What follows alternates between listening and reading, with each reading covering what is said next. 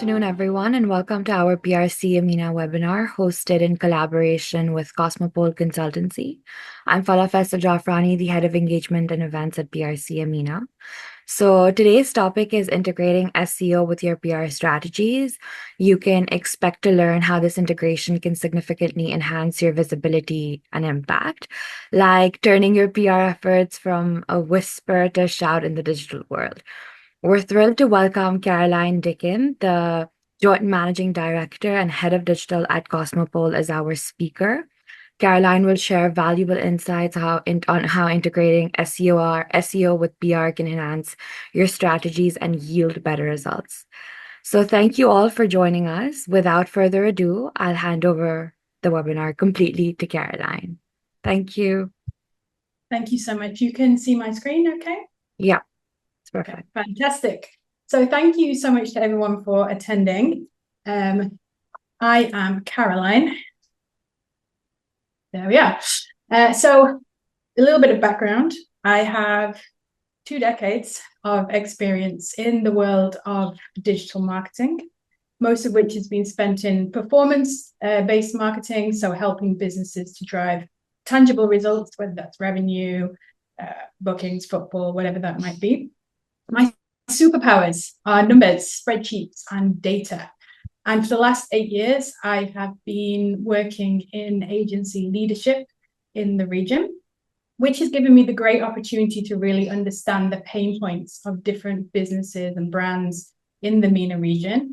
And as a result, I am really on a mission to remove silos and align common strategies. When Claire, our founder at Cosmopole, asked me to partner with her back in 2020, this was personally what made me so excited, was the opportunity to bring that digital experience into an amazing consultancy that had already really started paving the way with fantastic PR. And that is really our mission at Cosmopole today, to bring the different comms channels together and deliver something that's really aligned for the different brands that we are working with. So for today, I have tried to keep this kind of basic. I understand that SEO might be quite new to a lot of people. So I'm trying to, in the mission of furthering our industry, try to make it quite applicable and also quite tangible with some practical examples of things that you can start doing in the work that you're doing in your PR teams. So to start, what is SEO? The big question. So SEO is the process of optimizing online information and digital assets to improve the visibility of a brand on search engines. So note that I haven't used the word website or traffic here, really because it's a lot more than just a brand's website, and it's a lot more than just generating traffic. Obviously, if we're looking at brand awareness kind of metrics, all of this is not necessarily limited just to those things, which I will talk a bit more about. And you might be asking the question, isn't SEO dead these days? I do hear this question quite a lot. So just a side note, for the purposes of what I'm talking about today, I am talking about traditional SEO, which is optimizing for search engines.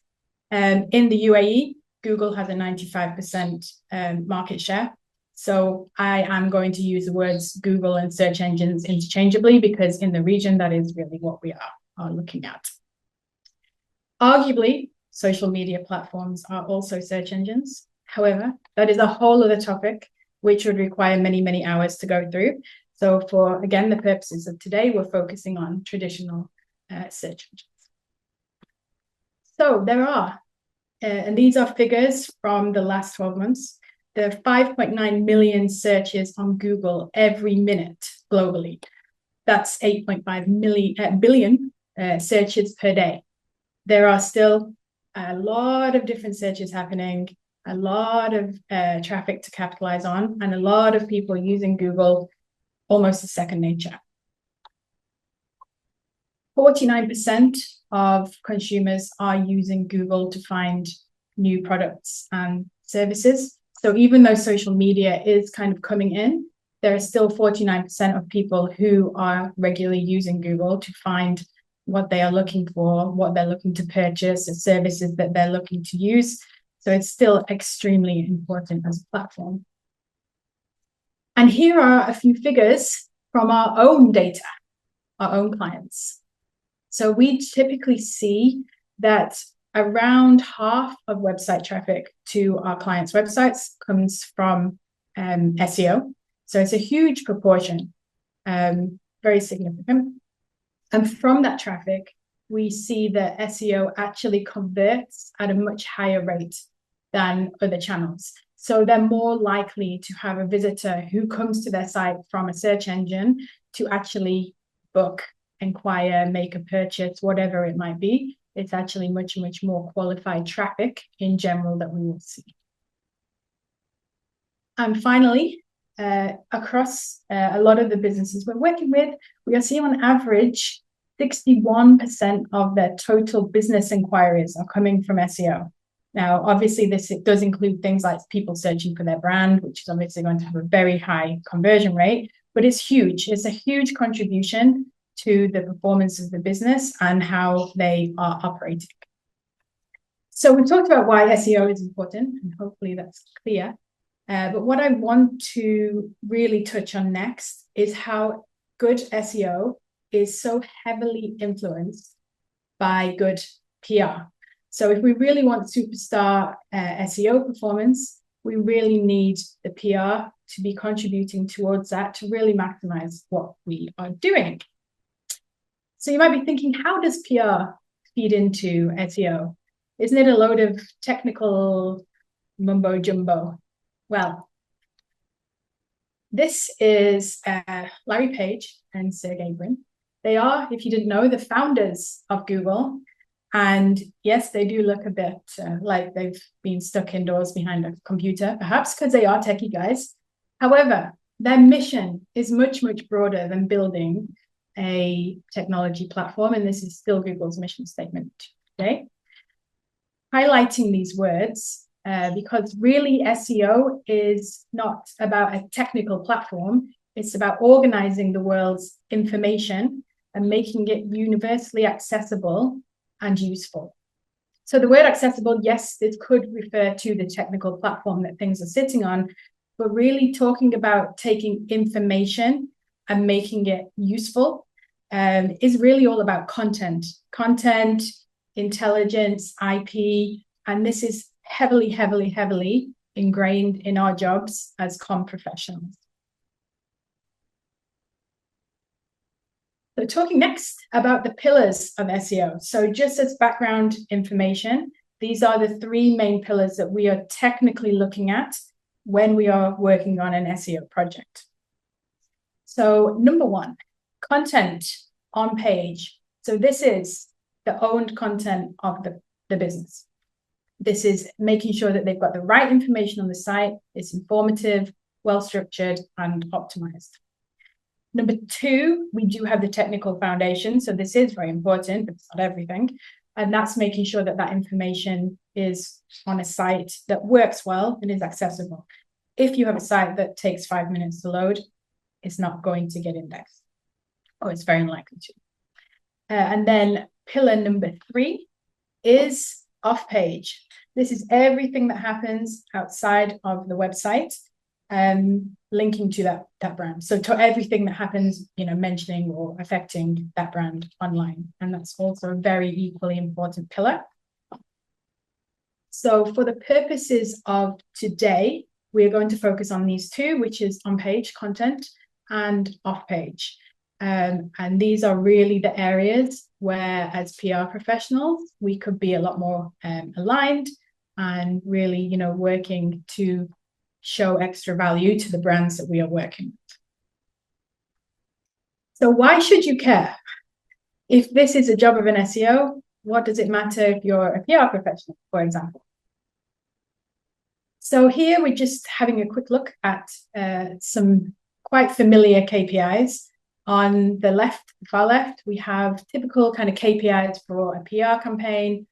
On the right, typical KPIs for an SEO campaign.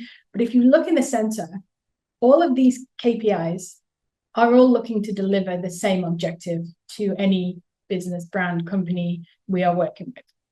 And really all businesses or brands are looking to achieve the same things: increase their brand awareness, raise their revenue, drive more footfall, maybe, also positioning themselves in the right way, the sentiment of how they're spoken about. But at the end of the day, these objectives are completely identical, whether we're working with a business or a brand for PR, for SEO, for social media, for anything. That underlying objective is the same.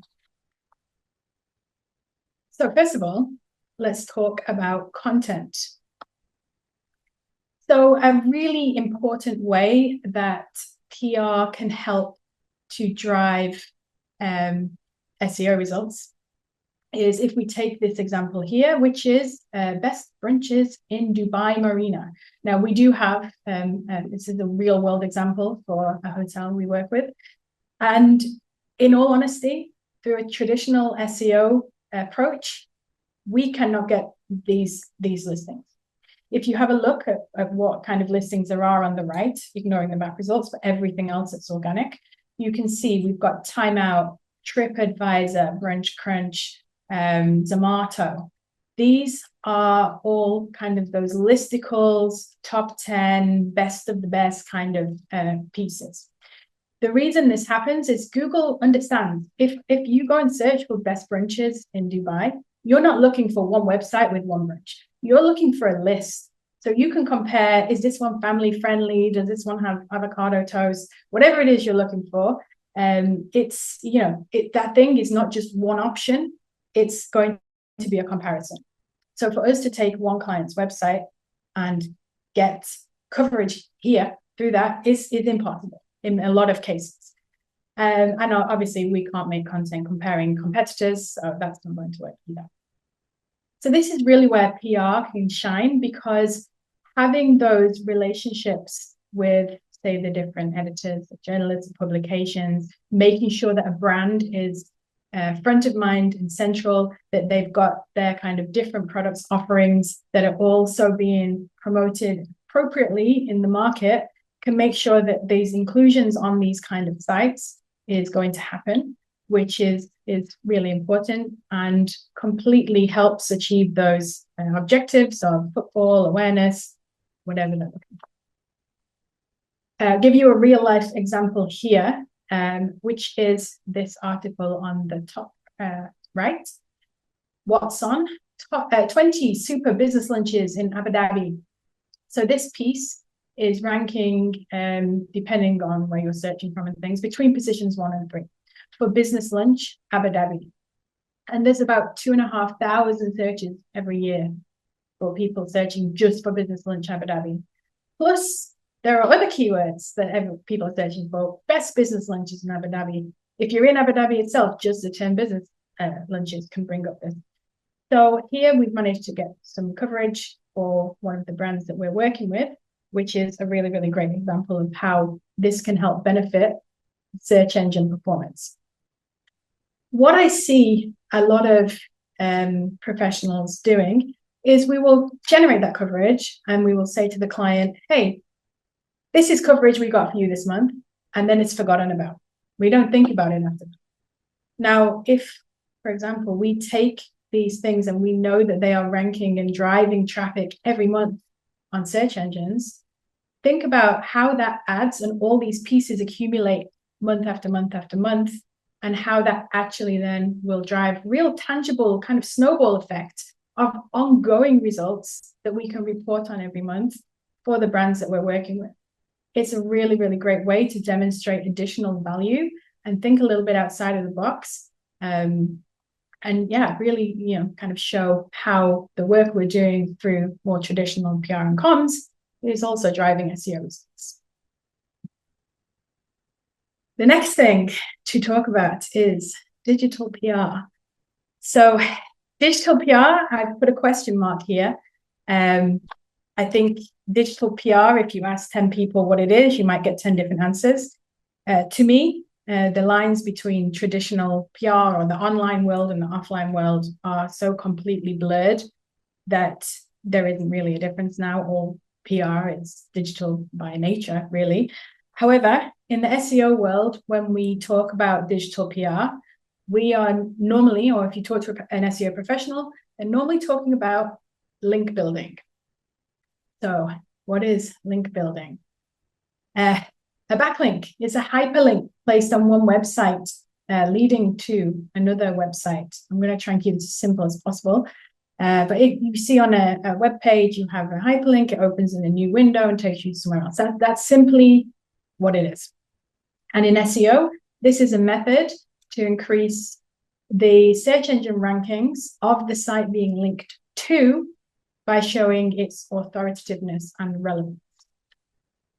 So in effect, a backlink counts as a vote towards a website. So the more people you have talking about you and talking about products and services, obviously, the more trust people have in you, the more authority, the more gravitas. Exactly how it would kind of happen in the real world. You know, you keep seeing a brand being mentioned, it's going to show you that they've got something important to say. So it's really quite a common sense mechanism that search engines have put in place to actually try and count these in a digital sense to affect how highly someone will rank on Google. So moving on just to discuss a little bit more about how this works. So the number of links to a website is a very strong signal of trust. Obviously, if you've got, five websites, five other brands talking about you, five publications, that's very, very good. 10, better, right? Maybe. So the thing that makes it a little bit more complex is also that the quality of these links is vitally, vitally important for success.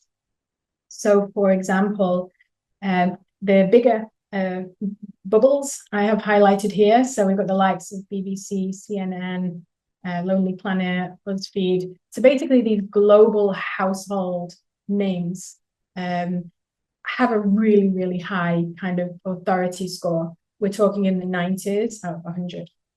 Then moving down to the more local, kind of publications or more specialist publications, things like Bon Appetit or local ones like Gulf News, Time Out. We're talking scores of kind of 70 to 90, so very, very valuable as well. Not the biggest hitters, but also very valuable. And then you've got to scale all the way down to, a small blog talking about fashion, or someone who's launched a brand new business and their website was only put online last week. It's not got any authority yet. A small business who have a website but don't really do anything with it. These websites are not, a bad thing to get links from, but realistically, you could build 1,000 of these links from low authority websites to equal one of these big ones. And in SEO, this is very important. And it's something that is completely discounted a lot of the time through PR efforts from what I can see. If you could see how much we would love to be able to do that as SEO professionals, it's a really huge thing. So look at where you're not just getting coverage, look at where we're actually getting links as well. And shout about those to your client. They're extremely, extremely valuable, and they're really, really going to make a big difference. And to be honest, you don't need to rush off and do this. A lot of this is common sense. If you can see a website is good quality, you can tell it has good readership, it's going to have a similarly good score. But if you do want to check, you can use a tool. So the market leading one is moz.com.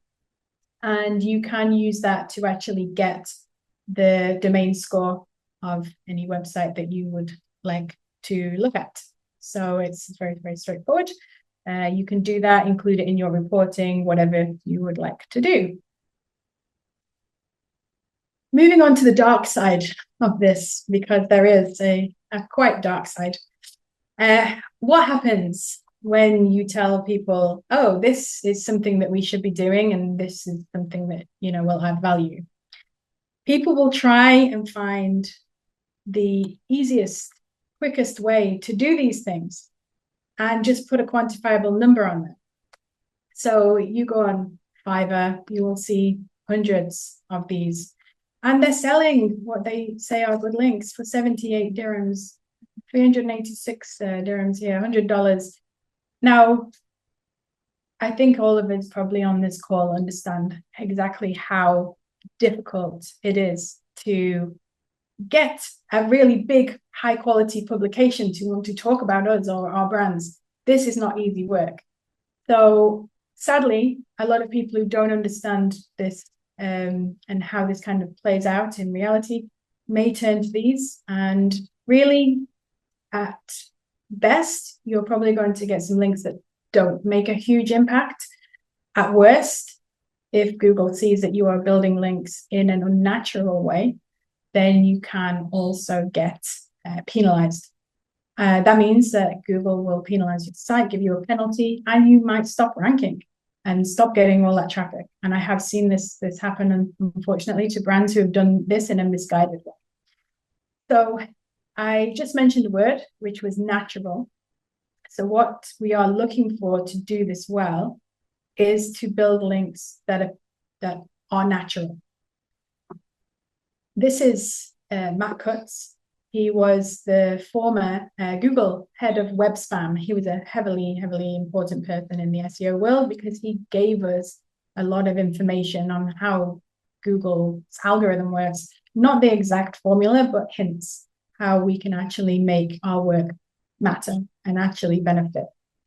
So one of the famous things he said was, the objective is not to make your links appear natural. We're not trying to play the system. The objective is that your links are natural. And this comes back again to good PR. What we're doing in PR is really a natural thing that happens. We are helping people learn about new products, new services, new offerings. We're helping give light to key spokespeople who can contribute their expertise and insight. So it's a really positive and genuine contribution a lot of the time to the online content economy. So it's vitally important that if we're going to do this right, it is done through a proper approach of PR. I'm going to touch on one other challenge that we are coming up against increasingly in the region. We are finding that more and more when we get coverage, we are having particularly some of the MENA-based publications increasingly ask for payment to include a link in that content. I'm going to call this out because I'm sure many of you have come across this or may not. But it is a shame that this is happening, and I don't really have an answer for this. Interested to know if anybody has got any thoughts on this. But it is a shame because it is a bad user experience not to cite a source when you are talking about it. So if you're talking about, I'm going to bring up the brunch example again. If you're talking about a brunch, you want to link to the webpage where you can go and book it. You want to talk about an event, you want to see the page that includes all the information about the speakers, for example. It's not creating a good user experience to be refusing to do that. And it's just not being a fair citizen of the internet. So if you're using content to help get readership, I think it's very fair to cite that contribution, as you would if you were a student writing a research paper. It's a shame. So I've just kind of put this out there as a bit of a thought starter on challenges we are facing and how we might be able to get around those. So I'm going to summarize now on what people can be doing to add value to their clients and the businesses they're working with.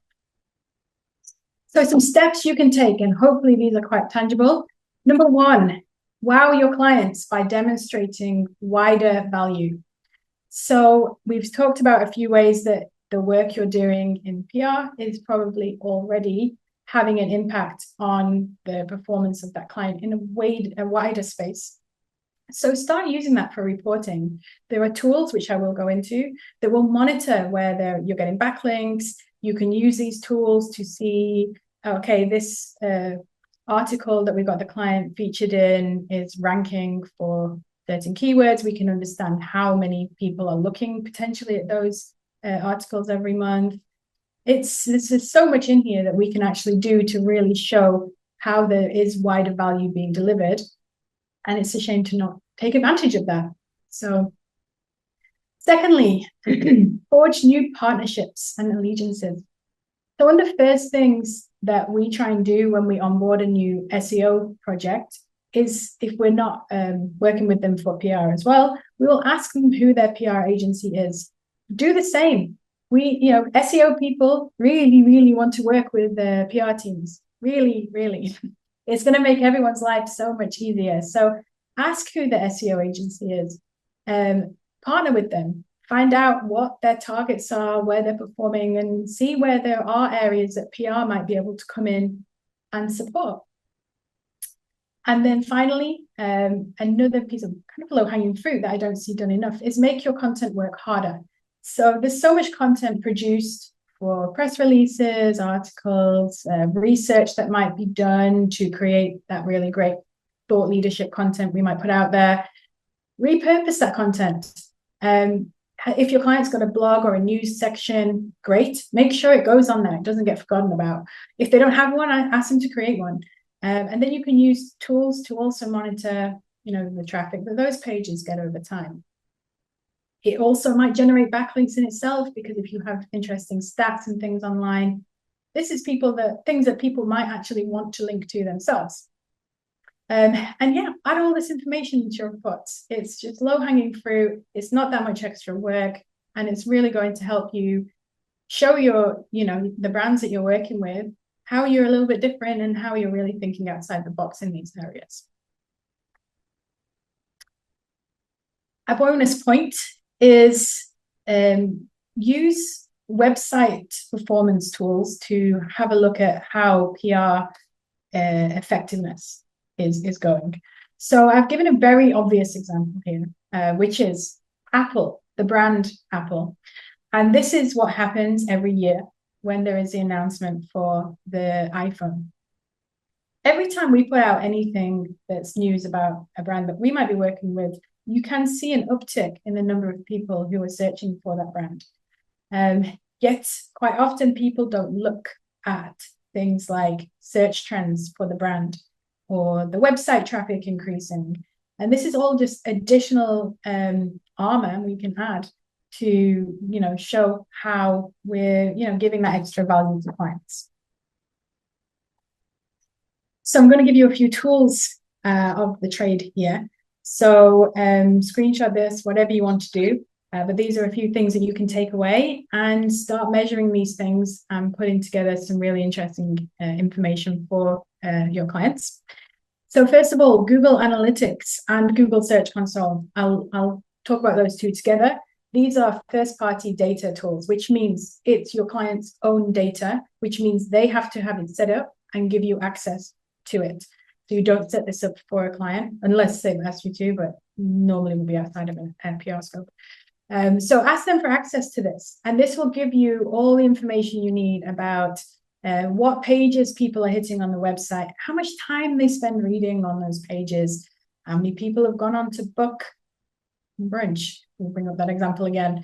All of this information is really, really important and can be found in here. Google Search Console, it will show you keywords that the brand is ranking for, in what position, and also how many impressions and clicks those keywords are getting. So again, great information you can add to your reports, particularly if some of those keywords are a direct outcome of the PR work that's being done. Google Trends, completely free to use, and you can use this to look at different markets, different dates, and you can search for any brand or any keyword you want and see the search trends over time, which can be really useful for looking at the brands you're working with, but also looking at their competitors. SEMrush, if you're interested in something a little bit more hardcore, this is a paid tool. It is one of the market leading tools. It's the one we use the most. And it really does give you really detailed information. So it is kind of going quite in depth if you wanted to explore further. And you can get things like search volumes for any keyword in any specific market or language.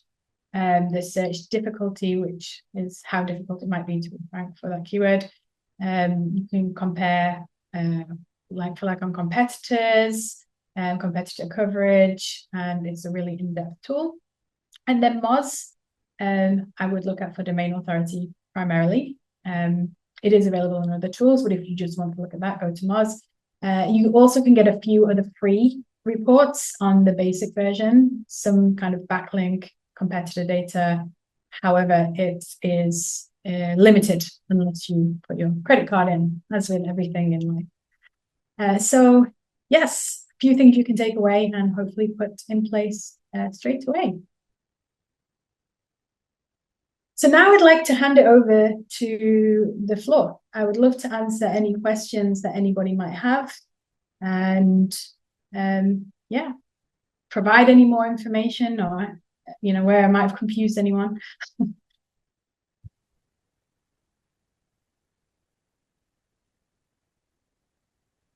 Well, thank you so much, Caroline, for those invaluable insights. I'm sure everyone found it as enlightening as I did. Like Caroline said, we'd love to hear from our audience. So if you have any questions for Caroline, feel free to type them in the Q&A box, and we'll do our best to get through as many as we can. Thank you. I think we've got one question from Deepak. Yeah. So he's asked if we managed to get a backlink through a publication, and if the linked page on our website no longer exists down the line, say with a temporary offer, what's the ideal solution? Would we need to get in touch with the publication to change the link? So I guess that would be the publication says, view this brunch offer, and they link to a page, and then we take that page away because that brunch doesn't exist anymore, is what I'm understanding. So there are two things you can do. You can reach out to the publication to change the link. That might be a good thing if you want to ask them to update the information they have to a newer brunch offer that you might have, so it's more up to date and it's going to be a better user experience. So you can definitely do that. Another thing you can do is put a redirect, a 301 redirect on the link that did exist to a new page, or a different page that's relevant to the old one. It can't be a link about dog food linking to a link about cat food. So you can do that, and that will mean that the authority from that link is still passed to the new page rather than being lost if the page just doesn't exist. Okay. We have another question from Kareen. How long does it take for an agency to demonstrate results? Yes, that's a very good question. And I'm going to give you the political answer, which is it depends, which we all love to say in the world of marketing, right? But it really does depend. If you're a website that's a fairly new product and you've been going for 6 months, it is going to take you a year or more to really start seeing SEO results. If you're an established brand, you can see rankings happen in non-competitive areas within a few days of content being published.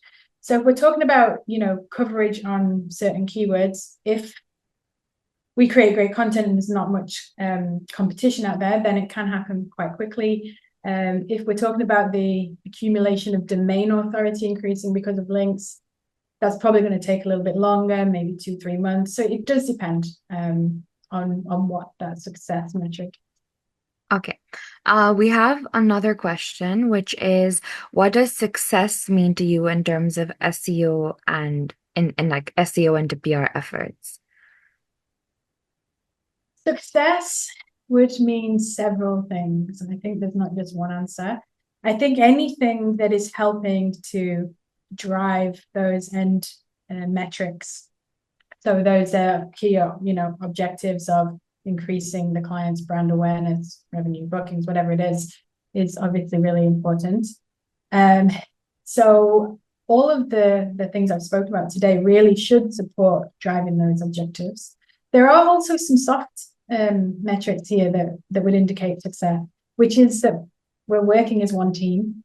We don't have people going off doing one thing and then an SEO team going off and doing another thing. It will make everyone's life easier to make sure all the comms messaging and everything is aligned.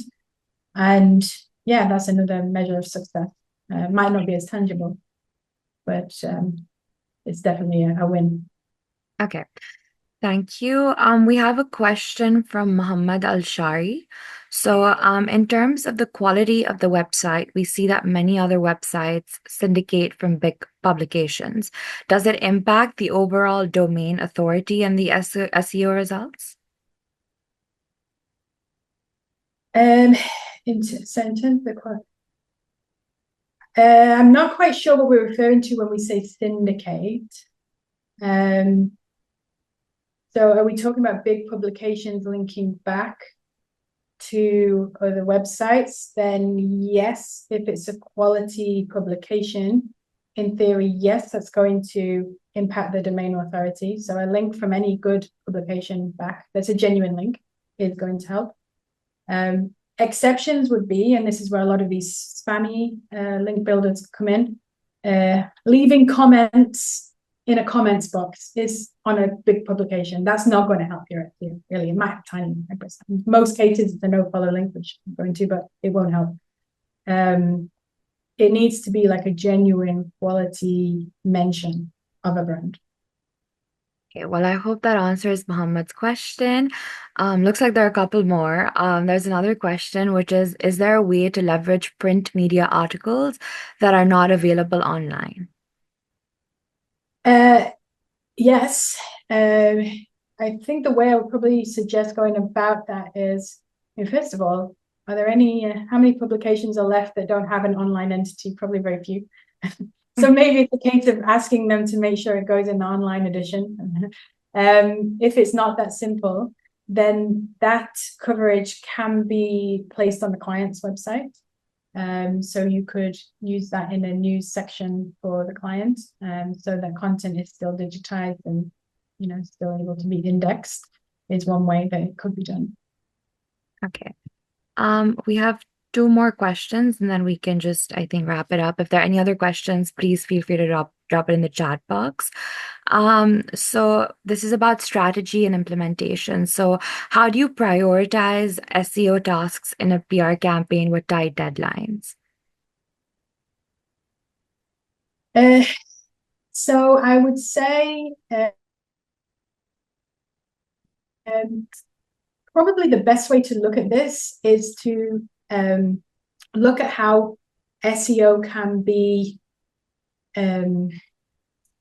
piggybacked onto what we're doing from an SEO PR. So if you've got very, very, kind of strict PR budget and a very strict PR objective that you need to keep to, I mean, this might not be the best long term, but in the short term, finding those quick wins is a way to manage to keep on track without having to cause extra weight that would slow the project down.